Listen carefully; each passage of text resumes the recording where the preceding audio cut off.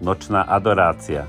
Navštevuj ma a zotrvávaj so mnou v noci a ja budem pracovať pre teba počas dňa. Až v nebi spoznáš hodnotu takto strávenej hodiny. Pozvánka do Pruského. Vo štvrtok 20. marca 2025 od 18:30 bude nočná adorácia s odprosovaním, zvelebovaním, modlitbami, svetou omšou, požehnanie Eucharistiou a exorcistovaným olejom.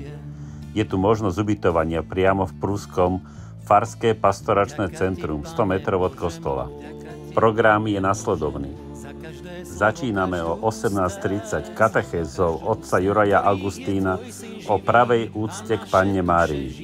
O 19:30 bude vyloženie oltárnej sviatosti a moderovaná adorácia s odprosovaním. 21:10 modlitba zriekania a oslobodenia.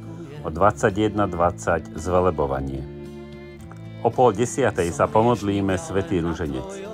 22:45 Pane, ukáž nám svetlo Tvojej tváre ako znamenie. O 23. hodine pokračujeme svetou hodinkou. O polnoci bude svätá omša. O 3:45 ráno litánie plus modlitby. O 1 hodine ráno bude záverečné požehnanie so sviatosťou oltárnou a exorcistovaným olejom. Tešíme sa na každého z vás. Pozývame vás k osobnej účasti.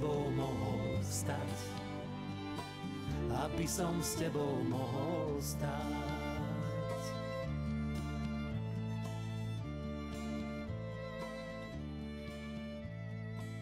Vďaka ti, Pane Bože môj.